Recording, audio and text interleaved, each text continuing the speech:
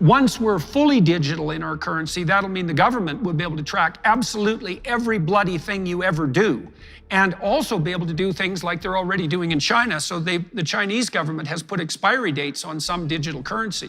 So they, if they need to have the population spend more, let's say because there is a recession, they could just put in an edict that would make sure that your money depreciated by 2% every month, so that would be an impetus to spending.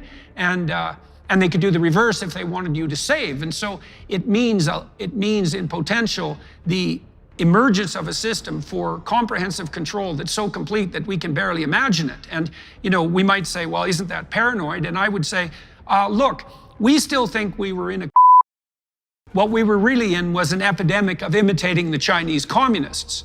We thought when we integrated China into the world economy that the Chinese would turn into a Western democracy.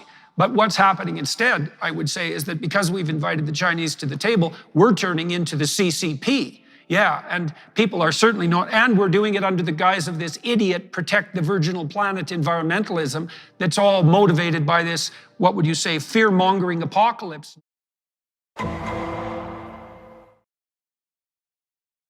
I'm at Whole Foods and I'm about to pay for my groceries with my... It'll work.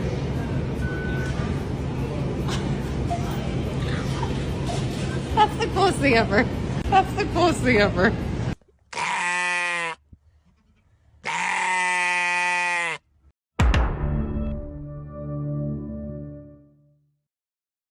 But what does central bank digital currency look like? You see? So they never talk about that because people won't actually like the looks of it. Yeah. Because it apparently looks, and several central banks apparently, as I heard from my sources, have already fully developed the final stage of CBDC. I mean, it comes in stages, initially likely through your mobile phone, but that's only an intermediate step. And the final stage is, it's small, and it's the size of a grain of rice. They've already now moved to the system, RFID chips, RFID technology where you just wave the thing, contactless. Yes. That is sort of the conditioning us in this direction. That in the future you'll just wave your hand because you've got the microchip implant under your skin. But you can lose your card. Somebody can steal your card. And then you're just waving. That's kind of risky. Well, wouldn't it be nice if you couldn't lose it and nobody could steal it?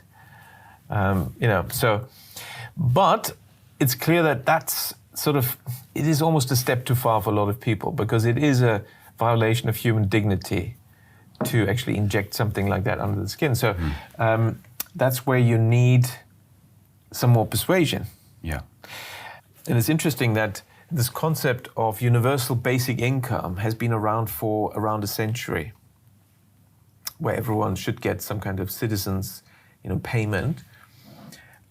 But the billionaire elites have so far not liked that. But since 2015, they've all come out. I mean, all the big billionaires and World Economic Forum have come out. Oh, this is a good idea, universal basic income. Well, why suddenly? Now, because now we have the technology for the microchip implant.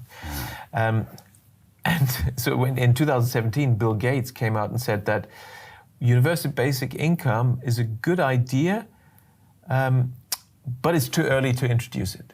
Now, what was still missing? So we had the technology for the microchip implant, but what was missing was the digital ID hadn't been introduced. Now, this is where this whole agenda had become very useful.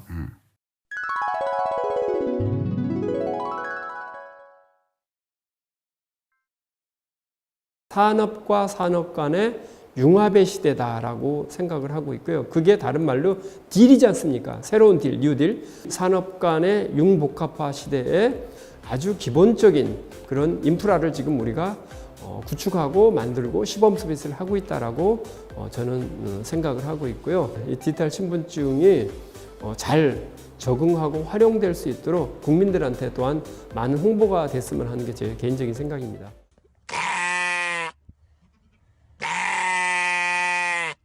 Maybe in a couple of decades when people look back, the thing they will remember from the crisis is this is the moment when everything went digital, and if this was the moment when everything became monitored, that we agreed to be surveyed all the time, not just in authoritarian regimes, but even in democracies. And maybe most importantly at all, this was the moment when surveillance started going under the skin.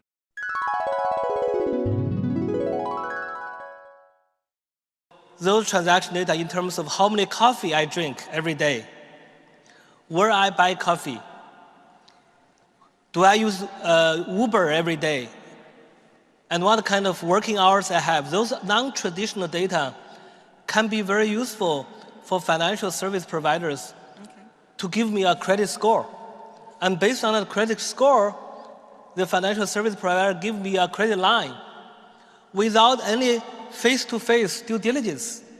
Is that central bank will have absolute control on the rules and regulations that will determine the use of that expression of central bank liability. Dans ce nouveau monde, on doit accepter une transparence, et je dirais même une transparence totale. Le secret bancaire, tout va être transparent. Et il faut s'habituer, il faut se comporter ainsi. Ça devient, comment dirais-je, intégré dans votre personnalité, mais si on n'a rien à cacher, il ne faut pas avoir peur.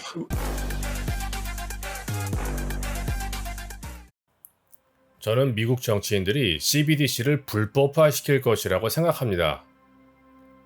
CBDC를 반대하는 대통령 후보가 승리한다면 CBDC는 금지될 가능성이 매우 높습니다. 조던 피터슨 교수도 말하지만 CBDC가 있는 사회는 중국식 공산주의 사회입니다. 대한민국에서 어떻게 이런 일이 일어나고 있는지 이해할 수가 없습니다. 대한민국은 자유주의 국가이며 절대로 공산주의 국가가 되어서는 안 됩니다. CBDC가 도입되면 XRP 같은 암호화폐가 급등할 것이라고 생각해서 CBDC를 찬성하는 사람들이 생각보다 많습니다. 경제적 자유를 얻기 위해 경제적 자유를 박탈하는 CBDC를 원하는 이런 사람들이 알아듣는 언어로 제가 한마디 하겠습니다.